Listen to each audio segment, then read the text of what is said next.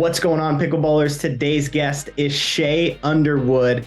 He's a pickleball content creator. I kind of know him as one of the original guys out there, along with a handful of other people. I call you the giveaway god, Shea. That's kind of what I know your page to be. It's great to have you on the podcast, my man.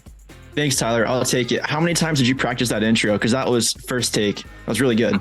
I mean, I always practice intros because it wasn't a strong suit of mine in like the first few episodes. So like the first 5 minutes or the last 5 minutes before we film, I'm like going over the intro like as many times as I can. So I appreciate it. Yeah, bro, that was good stuff. I'll take it. Giveaway God, I think that might be a little bit of an overstatement, but at least I'm known for doing giveaways now, which I do like. I like giving away stuff to people. It's fun. Yeah, and you really are known for giveaways. How did that kind of start? Yeah, I think, the obvious answer is that when I do giveaways, everybody wins, right? So a lot of the stuff that I'm giving away is given to me by my sponsor, Selkirk. And so it's great for them on the marketing side. It's great for me because people follow me to get the giveaways, and it's great for people because they get, value from my giveaways. So everybody wins. It's just a great way to kind of get some growth and also give back to the community. Giveaways online they're not my favorite thing, but giveaways in person, whenever you can give a paddle to somebody or just make their day in some small way, there's just nothing like it. Seeing their face light up, absolutely love it. That's awesome. And what are some of the recent things that you've given away? Yeah, dude. So actually let's see, how can we put this into perspective? So if you're familiar with Kyle Kazuda, that pickleball guy, yeah. I did a pretty big giveaway with him. We played in a tournament together in Austin, Texas, and our host for that weekend, her name was Shelby. We gave her a couple paddles, and that kind of started it, right? Just giving away a couple paddles like that. And then more recently now, I've just given away an $1,800 pickleball machine. I give away a paddle every week, give away bags every week. And there's some bigger giveaways coming up soon. So thankfully with my sponsors and the faithfulness and the support of the community, I'm able to give away increasingly higher value items. Dude, that is awesome. Yeah, I saw the pickleball machine, $1,800 value. Who ended up getting that? Was the person just absolutely elated? Yeah, I don't really see too much of that side of it. I send them a message on Instagram. They give me their shipping information. I send it, and that's pretty much the end of transaction. So unless they post a story or some video behind it, I just never see it again. That particular person, they were definitely happy to get it, but I never got a video or anything. So I don't know. Hopefully they're using it. Dude, I would love to almost see like a reaction video somehow, like calling them up or getting them on video and being like, hey, you won. But I guess if you told them to hop on video, I guess they kind of know there's a good chance that they're a winner. Yeah, definitely. And that's not really why I'm doing it. Like, I don't do it to see their reactions and put it into a video. I just want to give it to people. It's fun. Dude, I love it. So what got you started into pickleball? I saw that you played high school football. How did that transition into pickleball? Well, high school football, I played college football also. I played at Georgia Tech. Yeah, cool. So I was a kicker and punter at Georgia Tech. And basically, I've told the story a few times, and I don't think it's that interesting, so I'll give you the highlights. But figured out that college football wasn't going to work out. I wasn't making it to the NFL. I needed something to fill that void. And lo and behold, found pickleball. And when I started playing pickleball, it was like early 2019. I realized that there wasn't many instructional videos out there or people doing content. And I had some background in content when trying to get recruited to play football at the collegiate level. And so I just naturally dug my hands into this like niche of pickleball content and just started running wild with it. My first videos are terrible. I'm going to look back today on my videos I'm making right now and still think they're terrible. But it's just been constant growth from that day. And now here we are. Unbelievable. And you've had some of my favorite pickleball videos. Two that come to mind are the deception package where like your partner's hitting a ball and then you kind of like cover them. That was awesome. And then the second one was when you took the cap off of like that Gatorade bottle. That trick shot was insane. But going back to the first video that I mentioned, that the screen packages, could that ever be used in a tournament? Like, could that ever work? Yeah, I don't know. It's kind of up to the ref's discretion if they want to allow it or not. There's definitely plenty of times where I've had a friend hop in front of me or me hop in front of a friend on a very high dink, and it actually does work. But at this point, unless someone just spends hours and hours with their partner trying to figure it out, it's never going to happen. So it's the refs kind of discretion on that, or is it like a legitimate pickleball play if somebody decides to spend hours and hours on these screen packages? Yeah, I think it could be considered legitimate because there's really one reason why. So the video we're talking about, we have playing doubles. We have a person on this side, person on this side, a dinks hit to this guy, and the person on the right hops in front of him, screens the opponent from seeing the ball, and then they hit a speed up and get out of the way and hopefully, hit the opponent or whatever. And what to a lot of people that can be considered a hindrance or a distraction. I don't know which one of those two it would be considered, but a lot of people say that because it's not natural to pickleball. I think that's the verbiage used in the rule book. It has to be like a play that's natural to the game. But one of the variations of that screen package is the person who hops in front of the ball to screen, they can actually hit the ball themselves. So now I can hop in front of you, the ball's sitting up kind of facing, I'm facing the ball, we're both facing away from our opponent, and then I like turn around and hit at my opponent. And because I can do that, I think it's pretty natural to the game. And if I have that option, then the other screen should be also allowed. But I'm not going to die on that hill. I don't really care. I don't think it's that usable at the highest level, but maybe in your 3-0 recreational league, you might be able to pull it out. Sure, fair enough. Game point, 3-5 tournament, go for it. Why not? Yeah. And the second video, the trick shot, that trick shot was spectacular. For anyone that hasn't seen it, I'll put the link in the description here, but how many times did that take to get right? I don't remember right off. I have a counter on all the videos I do for trick shots, so there's a number on that video somewhere. The trick shots are fun though. That's one thing that a lot of people still know me for. So my very first video that hit 1 million views was a video of a trick shot. It was, I think 2 years ago on World Trick Shot Day, which happens in December.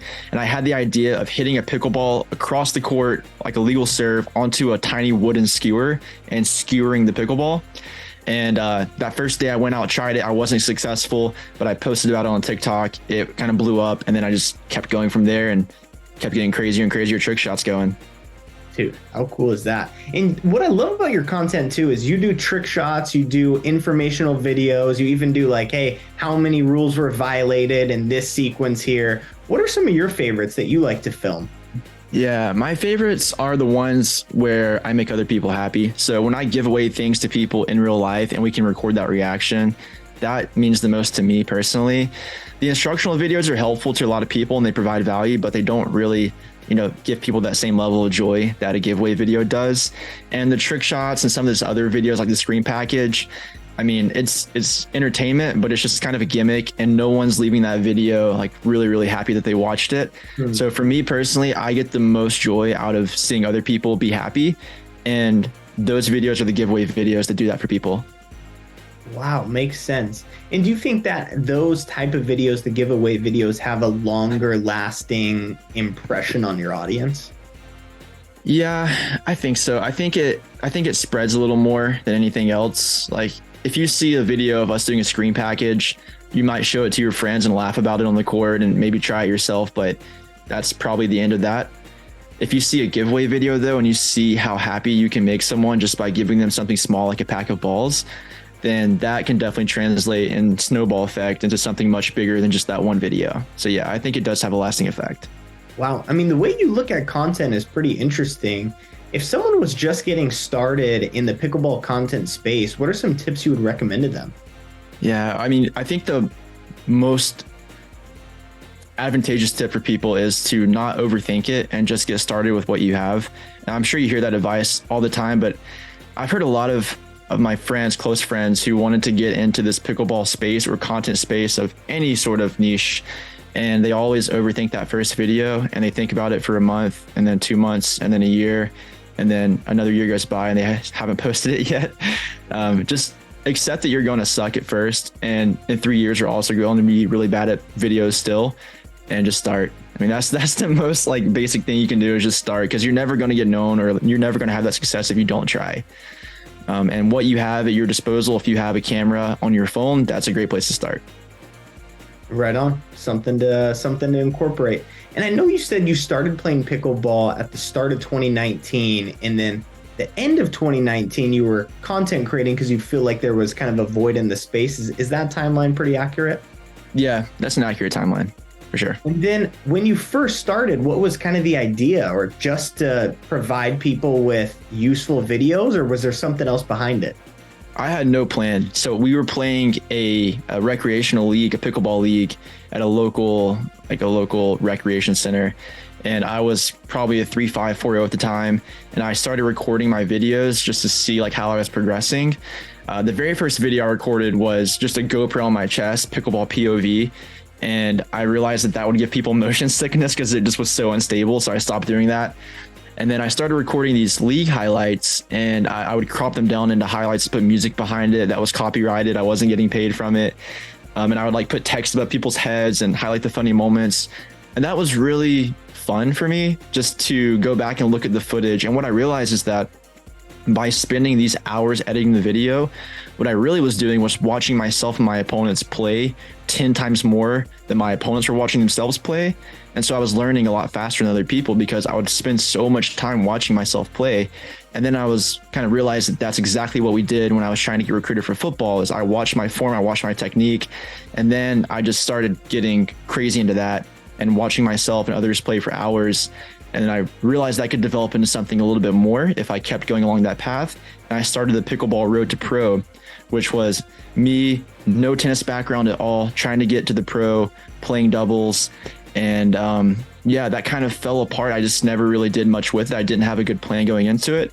And so what I actually have coming up soon, tomorrow, I'm playing my first pro tournament in singles in Griffin, Georgia and Atlanta. So I'm going to record that, see how it goes.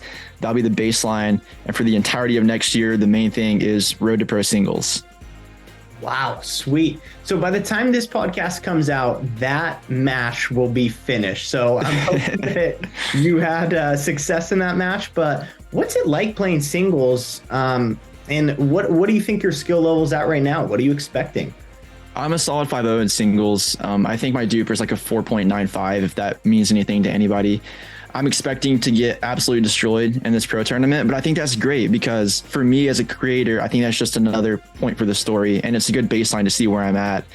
I really have found more satisfaction playing singles as I've gotten better. It's really frustrating playing singles when you're starting out and you don't have ground strokes or tennis experience because you want to hit the corner, but you just hit the ball and it goes like 10 feet behind the back line or it goes into the net. And so as you get a little bit better and you can start actually putting the ball where you want to put the ball, it becomes a lot more satisfying. And I've been really enjoying singles because of that.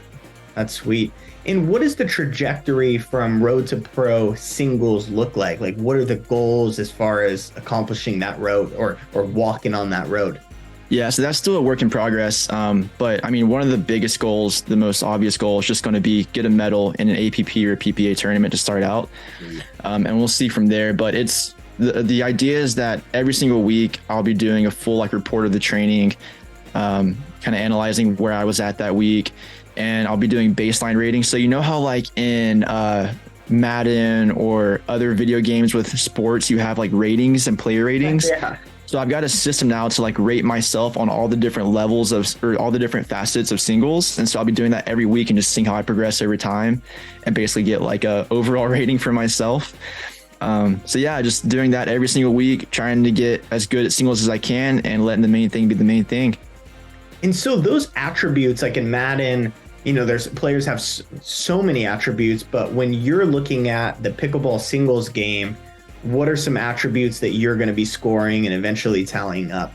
Yeah, it's still a work in progress, so I don't have it all figured out, but the main ones are going to be like your serves, so deep serves, deep returns. Thankfully, with ball machines, you can measure that pretty reliably. If you hit 20 serves and all the 20 serves are within 5 feet of the baseline, or 20 returns and the same thing, all within 5 feet of the baseline or this spot of the court, you can get a score from that. Additionally, in singles, I think horizontal movement, so how quick you can get from one side of the court to the other and back, is really important. And so those are kind of like the main three. And then from there, you get all the different variations. So you have like your backhand drives, your forehand drives, your backhand drives cross court down the line, forehand drives cross court down the line, right? So you're going to have like 10 to 12 statistics or attributes to measure, and do that every week and see how you progress. And are you using or will you use a program for this? Or is it just you looking back at the footage and giving yourself an assessment? Yeah, so I'll do it in real time, go to the courts, warm up for a little bit on the wall or something, and then get the ball machine out and just go at it, and have to look at the footage and post and see, like, you know, how many shots were behind the baseline, how many shots were within this zone or my target zone. And then from there, hopefully get a really cool graphic on the screen, like a my player card in Madden or in 2K. And then, yeah, that's the goal. And then I wonder if, because I think just about in every sport for the most part, well, I think there's some exceptions to this rule, but in general, you practice a little bit higher than you play, I would say, where once you're in a tournament, maybe you're being a little more selective on shots. So will there ever come a point, I guess, when you're analyzing tournament play and then assessing yourself based on that? Because tournaments and using a ball machine, I think obviously they're both great, but they're different sort of levels, I guess. So are you going to be grading the attributes on the tournament scale at any point? Yeah, I don't know that I'm going to grade it necessarily, but it's a no-brainer that I'm going to record it and review it. And another large portion of this next year is going to be going over other people's gameplay. So reviewing footage of the best, and I'm thinking about probably doing live streams of that. So every Wednesday at 7 p.m. for 2 hours, we just go over footage of really exceptional pros playing singles and see what we can learn from it. So yeah, it's just going to be a lot of analyzing gameplay, trying to figure out best practices, and just trying to get as good as possible. That's sweet. And where does doubles fit into this equation, or it's totally eliminated from this? Yeah, I'm definitely better at doubles. So I'm like solid 5-5 in doubles, and I can play at the lower end of like pro, maybe get into a main draw here and there. We're going to see. But I think the reason I chose singles was because it's all reliant upon myself. I don't have to like trust in a partner, and I can't really measure my partner's training or like how they're doing, right? So I want to put it all on myself and just see if I totally grind on myself, my own goals, where I can be at. And by doing that, my doubles game is naturally going to get better as well. And it's kind of interesting, like in the pro scene and just getting partners in general, how you get partners is by putting yourself out there and letting other people know that you exist. So by doing this and just seeing my progression over time, other people will see that. And then hopefully I start getting better and better partners in doubles. And that also increases as a result. So who is like maybe not necessarily a dream partner? I guess it could be, but what's the goal? Or is there anyone that you're looking at like, yeah, I think we'd be a great men's doubles partnership or a mixed doubles partnership? Dude, I don't really know. I've been asked that a few times, and I don't really have like a dream partner. I think there's a lot of things to consider when you're looking for a partner. And I don't really have a person in mind right now. What about attributes? Yeah. Well, one thing that's really important to me on the court is just the ability to forgive and forget. So whenever I just hate like when I mess up or when my partner messes up, and feeling like the other person is just not saying what they want to say because they're so upset with their partner.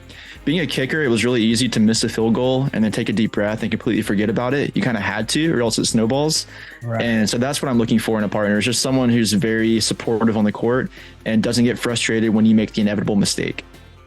Wow, that's excellently put. And I think that makes a lot of sense, especially even in rec games. I notice like sometimes if I'm playing with a new partner that I haven't played with, maybe I'm a little jittery or a little nervous and they're giving me zero positive feedback. It's like a snowball, like you said, like my game gets worse and worse and worse. Where on the other hand, same situation, but a partner that gives you positive feedback, even when you make a mistake, like my game soars. Yeah. It's definitely the whole great expectations thing. When you put so much pressure on yourself to perform that you start putting external pressure from other people that doesn't even really exist. That's a very real thing where you think your partner is upset at you because you missed a serve or you missed a return. In reality, they're just trying to think about their own shots. Right. And so just completely getting rid of that altogether and knowing that partner is supportive through and through, that's really, really important for any partnership, I think. I feel like it's being in high school when I was in high school and I feel like, oh, I look horrible today, or this person thinks this about me. And now I'm looking back at high school thinking like that person probably didn't even think anything about me. Like they were just worried about themselves. Yeah, it's always so true. It's just, I mean, if you do a reflection of your own life and see how much you think about other people versus how you think about yourself, just that same concept applies to everybody else on this planet. They're always going to think about themselves more. So it's just not even something to consider. And other than kind of forgiving and forgetting about mistakes on the pickleball court, what else have you taken from the college football aspect and bringing that into pickleball? Yeah, I'd say there's two things. Number one is the ability to look back at your footage and analyze your analyze your performance and mistakes objectively, and kind of leaving emotion out of it.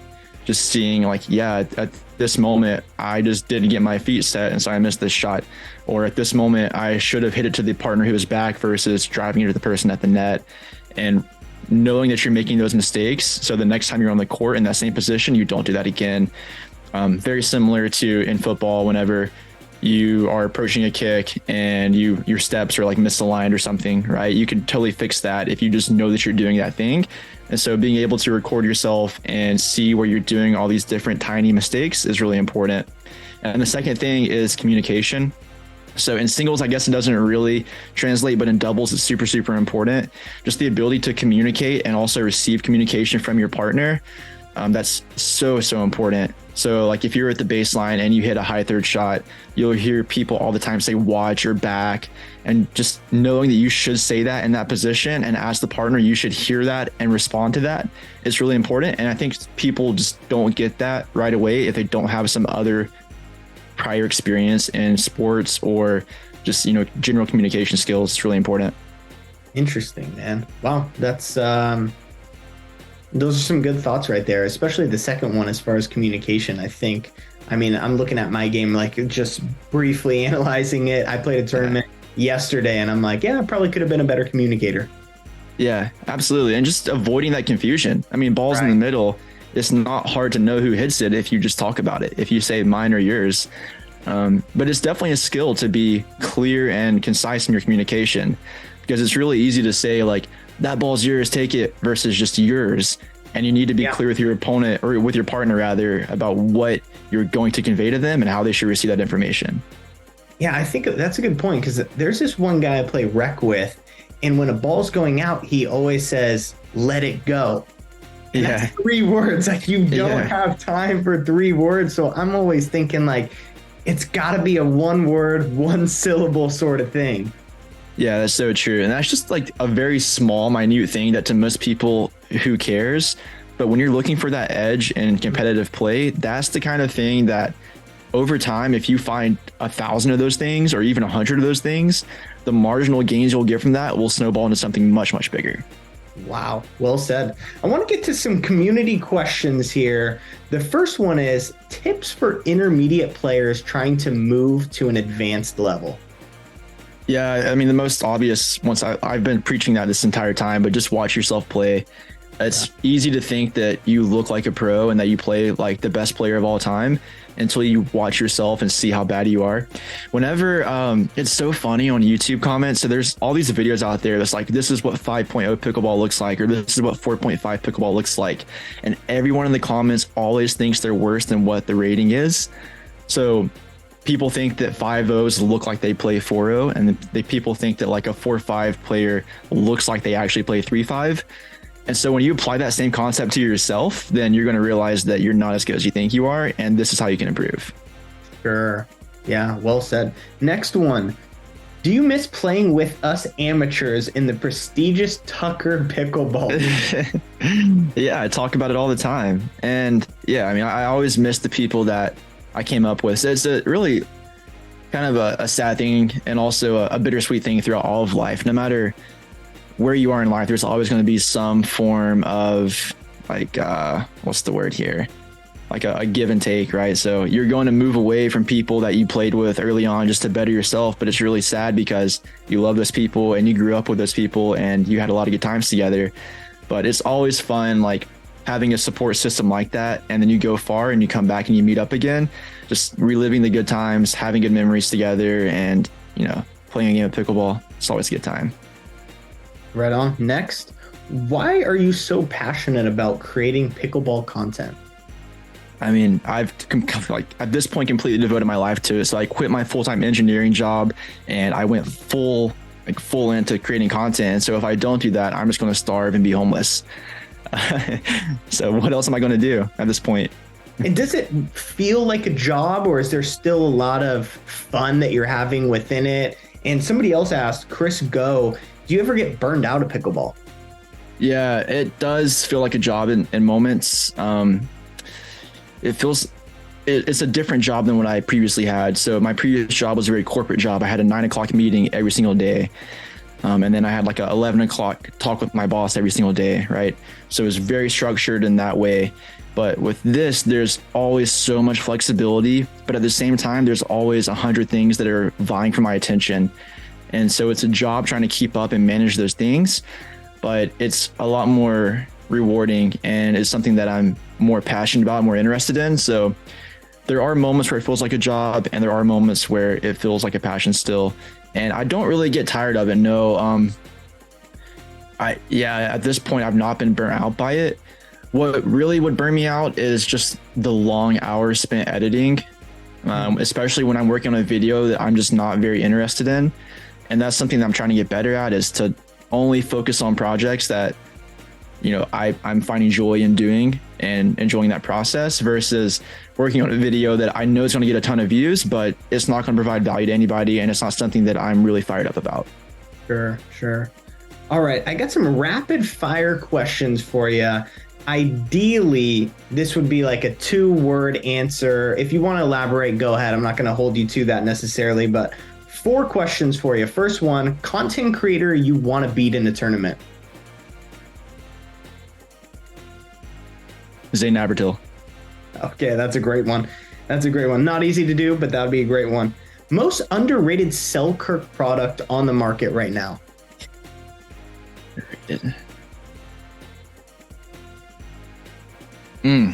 Legacy gear. Oh, yeah. I've been seeing that pop up recently. Most important tip you're seeing right now that's like paramount right now. Yeah. Resets from transition. Last one, favorite pickleball pro. AJ Kohler. Oh, that's a good one. All right, man. Well, let's wrap this up. Where can people find you? And is there anything you're coming out with next that you want to let people know about? You can just find me, Shea Underwood, SHEA Underwood, on all platforms. That's pretty much it. Just follow along and see what comes up. I never really know what's coming next, so you won't either. Dude, Shea, it's been a pleasure. I could talk to you for hours, man. Thanks for hopping on this podcast. All right. Thanks, bro. Love what you're doing. Keep it up. Thanks, man.